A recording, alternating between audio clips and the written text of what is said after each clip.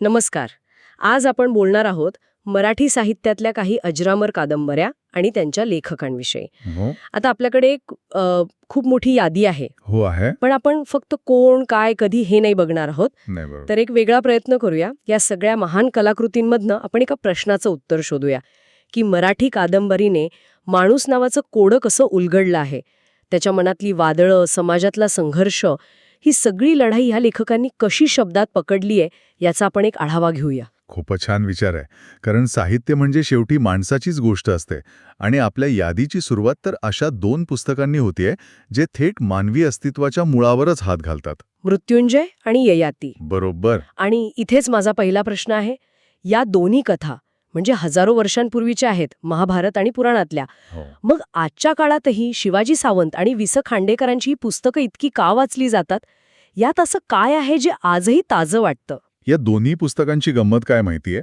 काय? यांची गोष्ट जरी पौराणिक असली ना तरी ती वाचताना आपल्याला आपल्या आजूबाजूच्या माणसांची आठवण येते. मृत्युंजय ही कर्णाची गोष्ट आहे, हो. पण ती फक्त कर्णाची शौर्यगाथा नाहीये. ती अशा एका माणसाची गोष्ट आहे जो आयुष्यभर आपल्या ओळखीसाठी, आपल्या सन्मानासाठी लढतोय. मैत्री आणि कर्तव्य, प्रतिभा आणि सामाजिक स्थान यात तो कसा अडकला आहे हे शिवाजी सावंतांनी इतकं प्रभावीपणे मांडलंय की तो महाभारतातला कर्ण राहत नाही. तो आपल्यातलाच एक वाटू लागतो. अगदी. तो आपल्यातलाच एक संघर्ष करणारा माणूस वाटू लागतो. म्हणजे यातला संघर्ष सार्वत्रिक आहे असं म्हणता येईल. आणि ययातीबद्दल काय? ययाती तर त्याहूनही थेट आहे. ती भोग आणि त्याग यामधल्या सनातन संघर्षाची गोष्ट आहे. राजा ययातीला वार्धक्य टाळून तारुण्याचा उपभोग घ्यायचाय. खांडेकरांनी या एका कथेतून मानवी इच्छा, आकांक्षा आणि त्याची किंमत यावर जे भाष्य केले ते कालातीत आहे. आजच्या काळात जिथे आपल्याला प्रत्येक गोष्ट इन्स्टंट हवी असते, तिथे ययातीमधला संघर्ष अधिकच महत्वाचा वाटतो नाही का? खरंय. तर नाव आहे ज्यांनी या नायकाच्या पारंपरिक कल्पनेलाच सुरुंग लावला. भालचंद्र नेमाडे यांची कोसला. हो, कोसला. खरं सांगायचं तर कोसला आज वाचताना खूप विस्कळीत वाटते. असं वाटतं की गोष्ट पुढे सरकतच नाहीये. मग 1963 साली असं काय वेगळं होतं की लोकांनी तिला इतकं डोक्यावर घेतलं?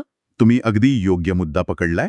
कोसला येण्याआधी मराठी कादंबरीत एक नायक असायचा, ज्याच्या आयुष्याला एक ध्येय असायचं, एक सरळसोट गोष्ट असायची. नेमाड्यांनी पांडुरंग सांगवीकरच्या रूपात एक अँटी हिरो आणला. Anti hero? हो, जो काहीच करत नाही. तो फक्त विचार करतो, भटकतो, शिक्षण व्यवस्थेची, समाजाची आणि स्वतःचीही टर उडवतो. त्या काळातल्या वाचकांसाठी हा एक मोठा धक्का होता. त्यांना प्रश्न पडला असेल, अरे यात गोष्ट कुठे आहे? बरोबर. पण नेमाड्यांसाठी ती उद्दाम, दिशाहीन भटकंती हीच गोष्ट होती. पांडुरंग सांगवीकर हा मराठी साहित्यातला पहिला खरा अँग्री यंग मॅन होता. त्याची अस्वस्थता ही त्या पिढीची अस्वस्थता होती. अच्छा, म्हणजे कथेच्या मांडणीतच एक बंडखोरी होती. त्यांनी फक्त नायकाची व्याख्याच नाही बदलली, तर कादंबरी कशी असावी ही कल्पनाच बदलून टाकली. अगदी. त्यांनी कथनशैलीचे सगळे नियम मोडले. त्यात रोजिनीशी आहे, पत्र आहेत, आठवणी आहेत. ही एक एकसंध गोष्ट नाहीये. हे जाणीवेच्या प्रवाहाचं म्हणजे स्ट्रीम ऑफ कॉन्शियसनेसचं एक उत्तम उदाहरण आहे. हो. म्हणूनच कोसला ही केवळ एक कादंबरी नाहीये, तर तो एक साहित्यिक इव्हेंट होता, ज्याने मराठी साहित्याची दिशाच बदलून टाकली. म्हणजे? खांडेकरांनी राजमहालात घडणारं भोग आणि त्यागाचं द्वंद्व दाखवलं. नेमाडेंनी एका तरुणाच्या डोक्यातलं वैचारिक वादळ दाखवलं. पण ज्यांच्या आयुष्यात भोगायला काहीच नाही आणि फक्त त्यागच आहे, त्या सामान्य माणसांच्या संघर्षाचं काय? आपल्या या यादीतले पुढचे लेखक आपल्याला थेट याच प्रश्नाकडे घेऊन जातात असं मला वाटतंय. बरोबर. आपण आता पांडुरंग सांगवीकरच्या वैयक्तिक अस्तित्वाच्या संघर्षातून बाहेर पडून सामाजिक आणि सामूहिक संघर्षाकडे येतोय. आणि इथे 2 मोठी नावं आहेत. अण्णाभाऊ साठे यांची फकीरा आणि व्यंकटेश माडगुळकर यांची बनगरवाडी. या दोन्ही कादंबऱ्या ग्रामीण जीवनावर आधारित आहेत, पण त्यांचं वास्तव मांडण्याची पद्धत खूप वेगळी आहे, नाही का? हो, खूप वेगळी आहे. अण्णाभाऊ साठे हे केवळ विषय मांडत नव्हते, ते भाषेला एका शस्त्रासारखं वापरत होते. शस्त्रासारखं? हो. फकीरामधली भाषा ही प्रमाण मराठीपेक्षा वेगळी, रांगडी आणि थेट काळजाला भिडणारी आहे. त्यांनी बोलीभाषेतील शब्दांना, त्यातल्या ऊर्जेला साहित्यात स्थान दिलं. फकीरा नावाचा नायक जेव्हा ब्रिटिश सत्तेविरुद्ध आणि गावगुंडांविरुद्ध आपल्या समाजाच्या हक्कांसाठी उभा राहतो, तो लढा केवळ सामाजिक नसतो, तो भाषिक आणि सांस्कृतिक अस्मितेचा लढासुद्धा असतो. त्यात एक अंगार आहे, एक बंडखोरी आहे. आणि याच्या अगदी विरुद्ध बनगरवाडी खूप शांत आणि संयत वाटते. मी बनगरवाडी पहिल्यांदा शाळेत असताना वाचली होती आणि खरं सांगायचं तर मला त्यातल्या एका शिक्षकाचं त्या गावाशी तिथल्या माणसांची जोडलं जाणं खूप भावलं होतं. माडगुळकरांची ताकद ही आहे की ते तुम्हाला त्या गावात नेऊन बसवतात. हं. त्यांची वर्णनशैली इतकी जबरदस्त आहे की तिथली धूळ, तिथल्या मेंढ्यांचा वास, तो रखरखीत उन्हाळा, सगळं तुम्हाला जाणवू लागतं. ते धनगर समाजाच्या भटक्या आयुष्याकडे सहानुभूतीने पण कोणताही आव न आणता अगदी सहजपणे पाहतात.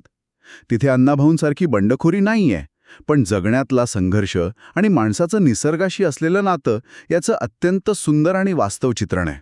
म्हणजे एकाच वेळी दोन वेगवेगळ्या पद्धतीने ग्रामीण वास्तव साहित्यात येत होतं. बरोबर. एका बाजूला हक्कांसाठीचा जळजळीत संघर्ष आणि दुसऱ्या बाजूला जगण्याचं सूक्ष्म निरीक्षणात्मक चित्रण. याच परंपरेत आपण विश्वास पाटलांच्या पांगिराला बसवू शकतो का? नक्कीच. पांगिराही या ग्रामीण वास्तवाच्या परंपरेला पुढे नेते, पण एका वेगळ्या संकटावर लक्ष केंद्रित करते. दुष्काळ.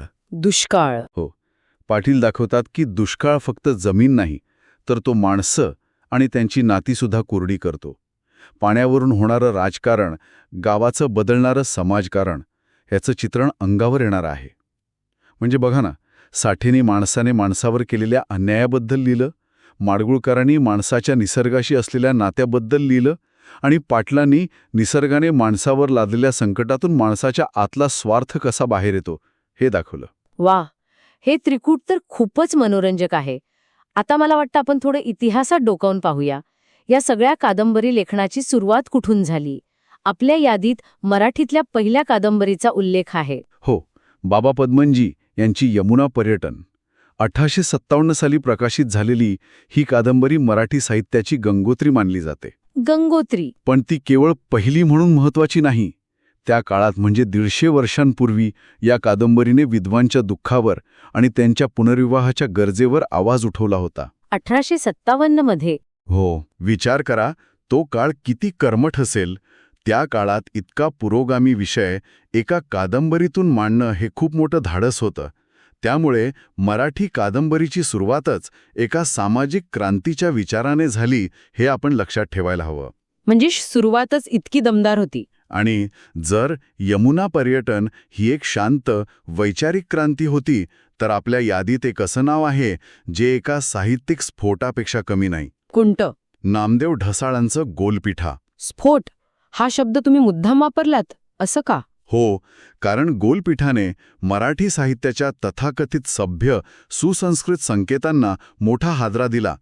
ढसाळ्यांनी मुंबईच्या कामाठीपुऱ्यासारख्या उपेक्षित वस्तीचं जगणं, तिथली भाषा, तिथल्या वेदना आणि तिथली बंडखोरी जशीच्या तशी कसलाही मुलायजा न ठेवता वाचकांसमोर आणली. त्यांची भाषा धक्का देणारी होती. त्यांचे विषय धक्का देणारे होते. त्यांनी साहित्याच्या परिघावर फेकल्या गेलेल्या समाजाला थेट केंद्रस्थानी आणलं. गोलपिठा वाचणं हा एक अस्वस्थ करणारा पण तितकाच महत्त्वाचा अनुभव आहे. ती केवळ एक कलाकृती नाही, तो एक जाहीरनामा आहे. या बंडखोर आवाजांच्या पार्श्वभूमीवर आपल्या यादीत गौरी देशपांडे यांचं एक एक पान गळावया हे नावही आहे. ही सुद्धा एक प्रकारची बंडखोरी म्हणता येईल का?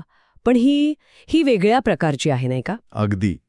ही बंडखोरी रस्त्यावरची नाही, तर ती घराच्या आत, नात्यांच्या आत आणि मुख्य म्हणजे स्त्रीच्या मनाच्या आत होणारी आहे.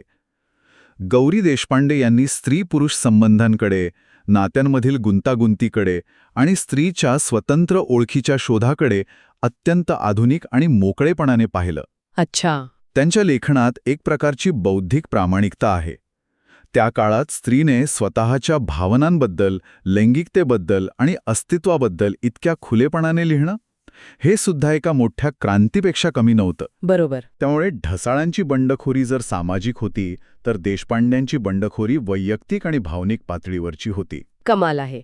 म्हणजे आपण आजच्या चर्चेत पाहिलं की मराठी कादंबरीनं माणसाच्या अस्तित्वाचे किती वेगवेगळे पैलू शोधले आहेत. हो ना. आपण ययाती आणि मृत्युंजयमधून माणसाच्या आतलं शाश्वत नैतिक द्वंद्व पाहिलं. मग कोसलामध्ये व्यवस्थेवर चिडलेला, स्वतःच्याच विचारात हरवलेला आधुनिक तरुण पाहिला. फकीरा आणि बंगरवाडीमधून आपण मातीशी जोडलेल्या माणसाला भेटलो. हो, हक्कांसाठी लढणाऱ्या किंवा निसर्गाशी झगडणाऱ्या माणसाला. आणि गोलपीठामधून परिघावरचा बंडखोर आवाज ऐकला. तर एक पानगळा वयामधून स्वतःची ओळख शोधणाऱ्या आधुनिक स्त्रीचं मन समजून घेतलं. तर या सगळ्याचा अर्थ काय? या आढाव्यातून एक गोष्ट स्पष्ट होतीये की मराठी साहित्याची परंपरा किती समृद्ध आणि वैविध्यपूर्ण आहे. प्रत्येक लेखकानं माणूस नावाच्या कोड्याचा आपापल्या परीने शोध घेतला आहे. काहींनी तो पुराणात शोधला, काहींनी ग्रामीण मातीत. काहींनी शहराच्या गजबजाटात, तर काहींनी माणसाच्या एकांतात. आणि यामुळेच एक महत्त्वाचा प्रश्न निर्माण होतो, जो आपण सुरुवातीलाच विचारला होता. या साहित्यकृती आजच्या काळातही तितक्याच समर्पक का वाटतात? याचं कारण मला असं वाटतं की काळ बदलला, संदर्भ बदलले, पण माणसाच्या आतला तो मूळ संघर्ष तो बदललेला नाही. उदाहरणार्थ, ययातीमधला भोग आणि त्यागाचा संघर्ष आजच्या ग्राहकवादी जगात अधिक तीव्र झालाय. कोसलामधल्या पांडुरंग सांगवीकरची अस्वस्थता आजच्या तरुणांमध्ये वेगळ्या रूपात दिसते. खरंय. फकीराचा हक्कांसाठीचा लढा आजही देशाच्या कानाकोपऱ्यात सुरू आहे. आणि गौरी देशपांडेंनी मांडलेला स्त्रीच्या ओळखीचा शोध, तर तो आजही तितकाच महत्त्वाचा आहे की नाही? म्हणजे या जुन्या पानांमध्येच कदाचित आपल्या आजच्या प्रश्नांची उत्तरे दडलेली असू शकतात. किंवा किमान आपले प्रश्न अधिक चांगल्या प्रकारे समजून घेण्याची दृष्टी मिळू शकते. त्यामुळे या पलीकडे जाऊन विचार करण्यासारखा प्रश्न हा आहे की यापैकी कोणतं पुस्तक आजच्या आपल्या जगण्याशी, आपल्या संघर्षाशी थेट नातं सांगतं. या लेखकांनी दाखवलेल्या आरशात आज आपल्याला आपला चेहरा कसा दिसतो यावर प्रत्येकाने विचार करायला